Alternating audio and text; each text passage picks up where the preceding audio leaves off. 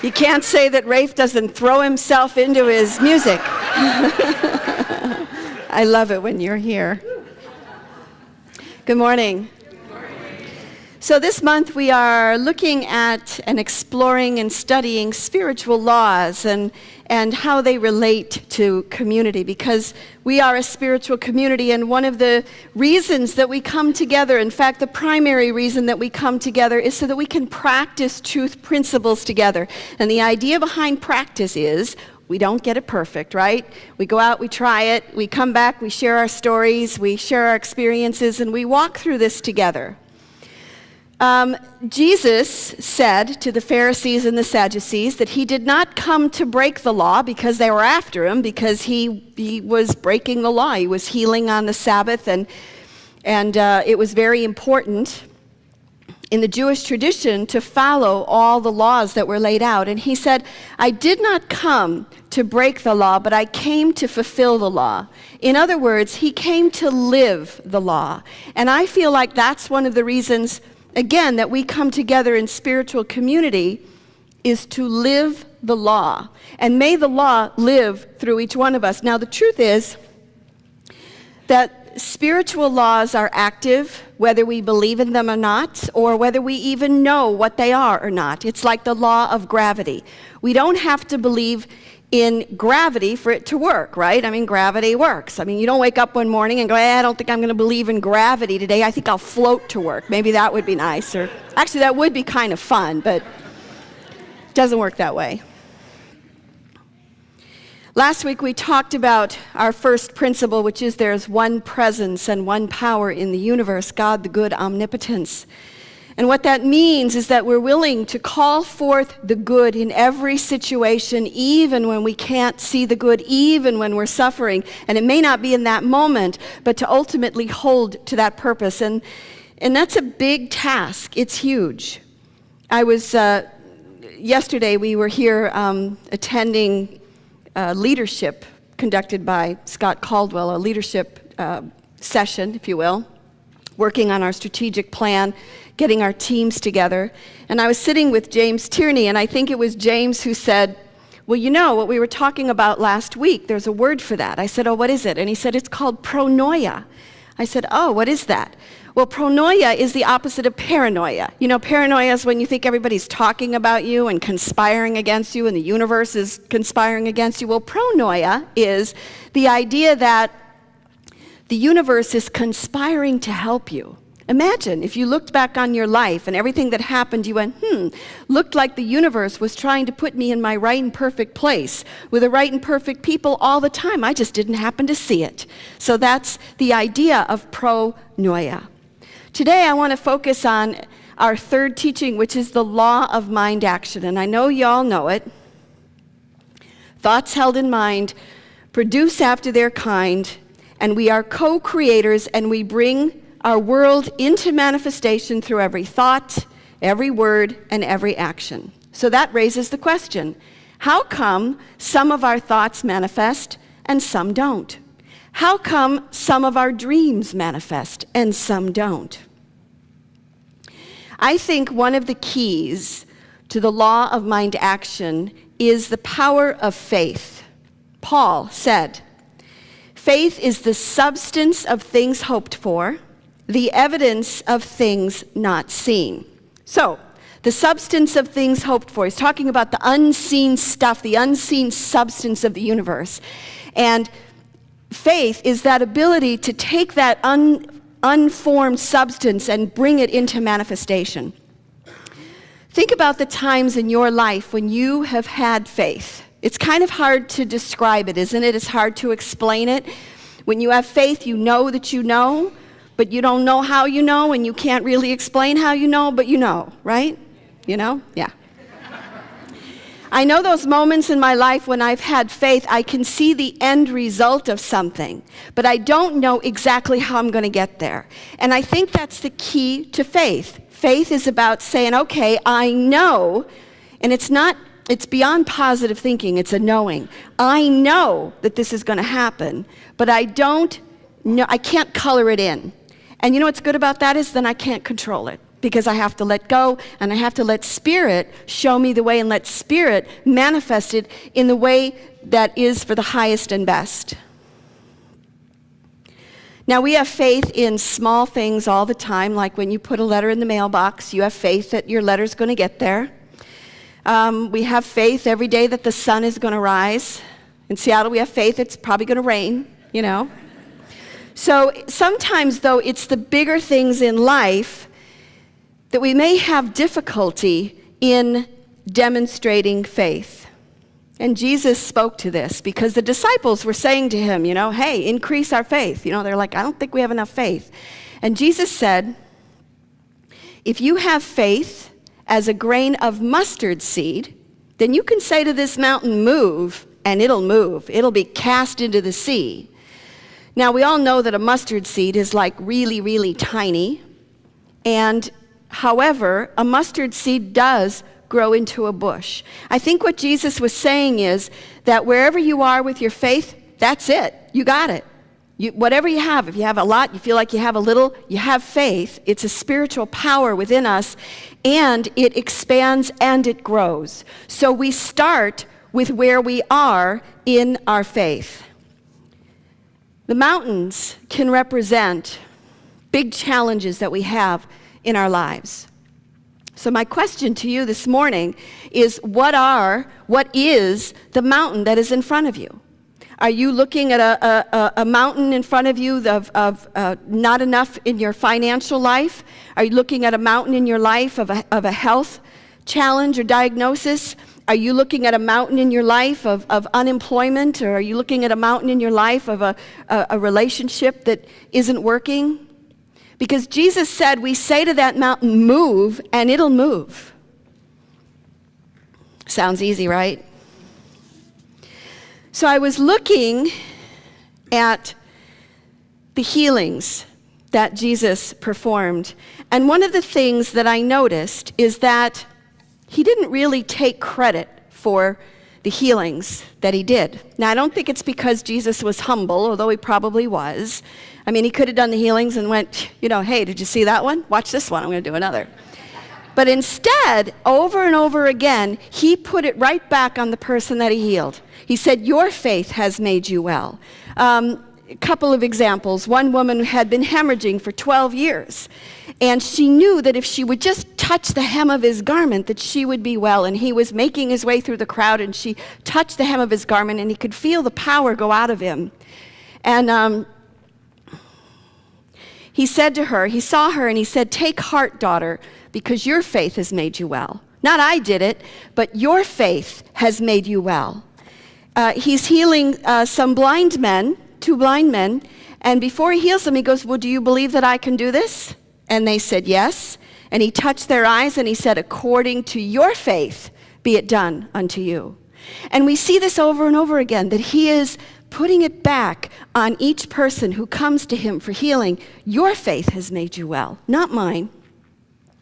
My favorite one is found in 3 of the Gospels, but I'm sharing the one from Mark chapter 2, where Jesus is very popular at this point, and he's teaching, and he's got crowds everywhere, and he's in a temple, a synagogue, and he's in the front, and he's teaching, and it's packed, and nobody can get in, nobody can get out, it's packed. So 4 men want their friend who's paralyzed to be healed, and he's laying on a stretcher. Now, they can't even get one person in, let alone a guy on a stretcher. So I want to read to you specifically what they did. Well, since they couldn't get to Jesus because of the crowd, they made an opening in the roof above Jesus' head by digging through it. And then they lowered the mat that the man was laying on. So can you get a visual of that? Can you imagine standing up here talking, and all of a sudden you hear a banging and the plaster starts falling on your head, and then boom, this body is lowered, right? And Jesus says an interesting thing, because it's when Jesus saw their faith, he said to the paralyzed man, son, your sins are forgiven, and he was healed. So it wasn't the paralyzed man who was healed by his own volition. he was healed by the faith of his friends. Now that says something to me about spiritual community, and that says something to me about being a spiritual catalyst. I think that that's what Jesus was. He was, among other things, he was a spiritual catalyst. And I think that many spiritual masters over the thousands of years, over history, have been spiritual catalysts. And maybe some of you know some master teachers where things just seem to happen in their presence. And I also believe that each one of us has the potential to be a spiritual catalyst for ourselves, for our families, for our community, and for the whole world. So when we look at our vision statement, which says we're a spiritual catalyst, and we're centered in prayer, creating love, miracles, and spiritual awakening in our community and the world, that's where we're headed. So an analogy that I like is that of electricity. So you can imagine that the power cords, and we saw when Rafe lost his mic, right? I mean, the power just, boom, it went out instantly.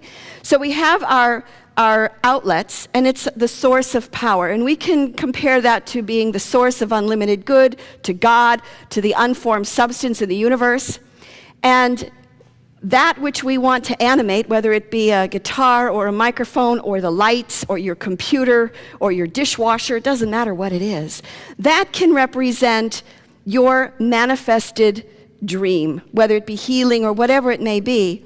But unless you plug it in, it's never going to work, right? I mean, your microphone's not going to work, the computer, nothing's going to work unless you plug that thing in. And I think that plugging it in is faith. Making that connection. And I think what Jesus did as a spiritual catalyst was he was able to help people plug it in when they couldn't do it themselves. They were close, they were almost there, but there was something about his consciousness that was so high that he was able to make that spark, make that connection for people, and they couldn't make it for themselves. And again, spiritual masters throughout the ages have been spiritual catalysts. So, all right, you might be saying, well, yeah, that's great. It worked for Jesus. I mean, he was, he had a high consciousness and, things happened pretty quickly.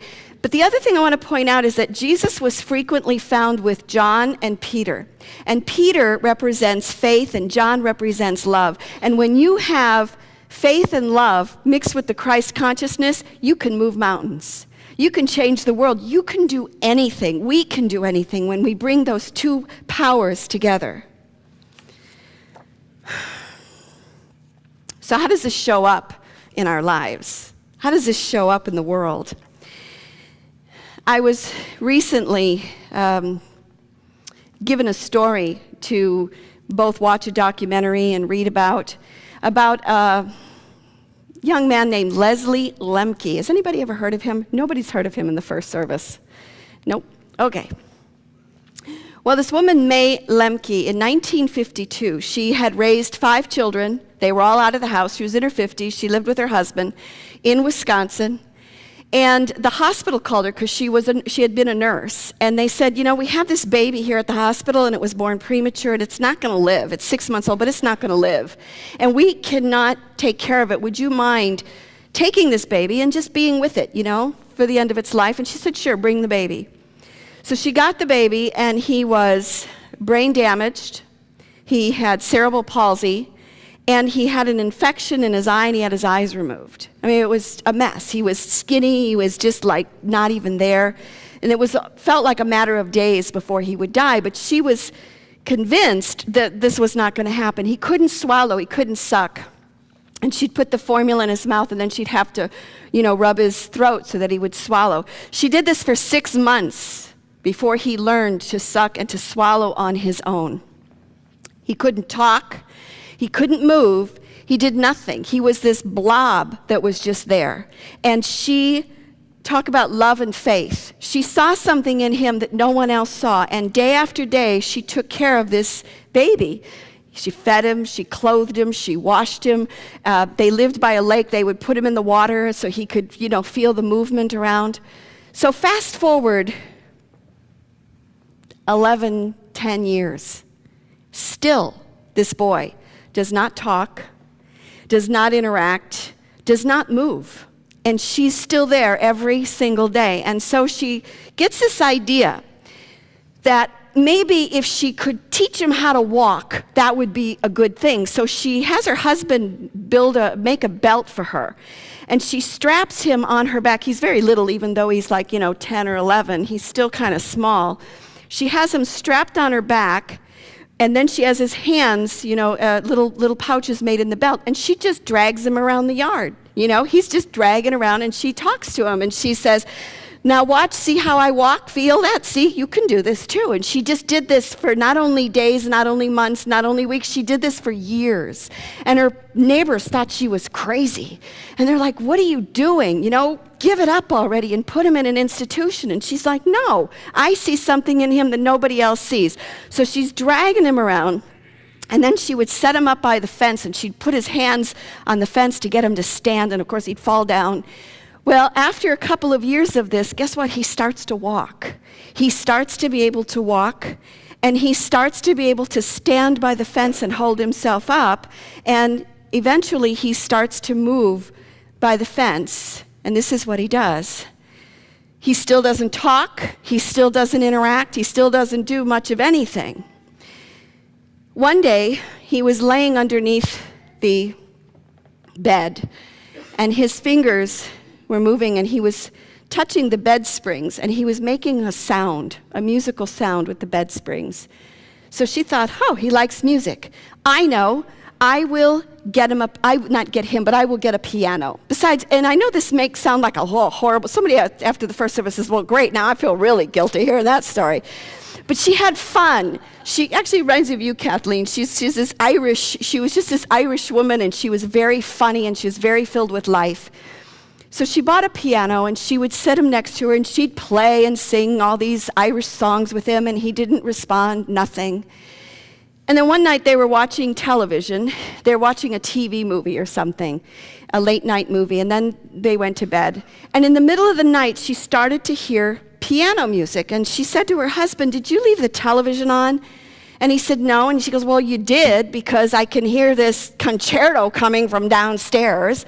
So she walks downstairs, and there is Leslie sitting. He dragged himself out of bed, and he's sitting at the piano bench, and he is playing flawlessly from beginning to end Tchaikovsky's Piano Concerto No. 1. And it was the theme for the song of the movie that they had been watching that night. He heard it once, and he could play it. And it turned out that he was a savant, and that he could hear, whether it be and they weren't into classical music. The whole family was into popular music, not classical at all, so it's not like he ever heard it. He could play Schubert and Beethoven and Tchaikovsky, and he could play big band, and he could play ragtime, and he could play Dawning of the Age of Aquarius. And he just would play these incredible things, and they were like, oh my God. And what's interesting is she took a picture of him. It's 3 a.m. He's sitting at the piano, and she got her camera out, and she took a picture of him, and he looks like an angel sitting at a piano, is what he looks like. He is glowing, and he's this little guy then. And he's 16 years old, 15, 16 years old. And it's the example of the Spirit of God within moving through a physical body. He still doesn't talk, but he plays the piano. And spontaneously, 2 years later, he started to sing with this great, deep baritone voice, singing Amazing Grace and the Lord's Prayer. And the same thing, he heard a song once, and he could sing it. You can watch it on YouTube. Just Google his name, you'll see him. He learned to talk. He learned to feed himself. He learned to dress himself. He could interact, limitedly, but he could interact. And he did concerts all around the world. He's now like 60 years old. His mom said, a couple years after he started singing, he let out this great howl. And he started to cry. And she said she'd never seen an emotion on him ever. And these tears are running down his face. And she asked him, she goes, what are you doing? And he said, I'm crying.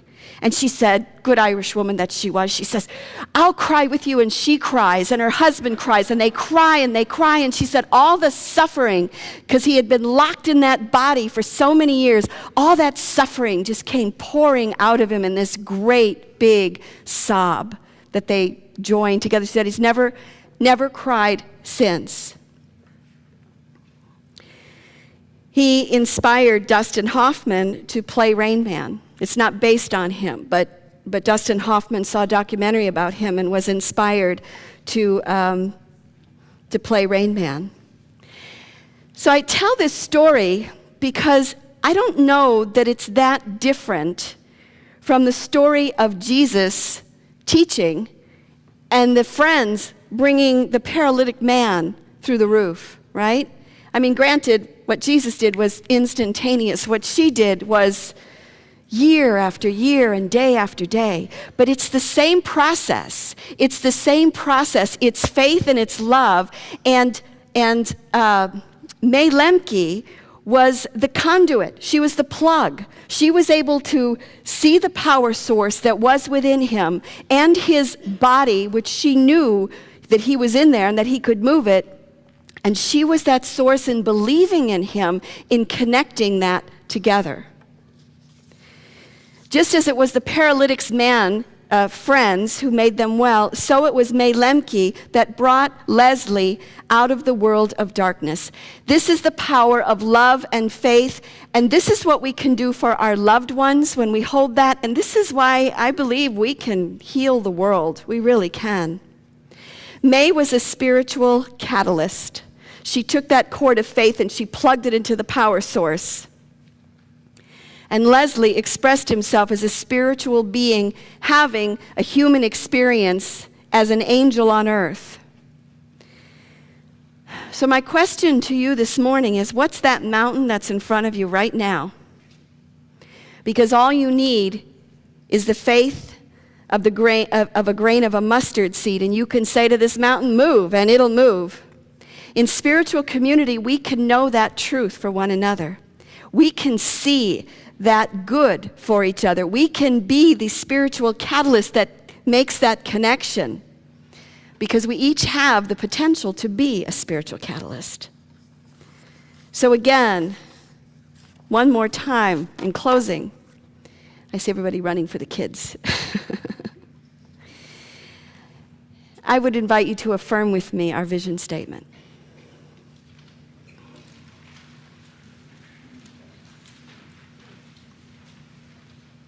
Together.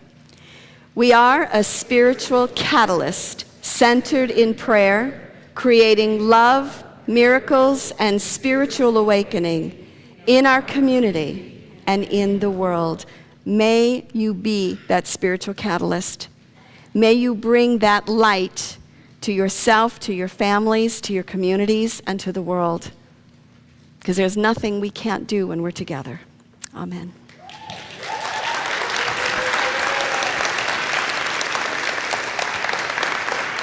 I smell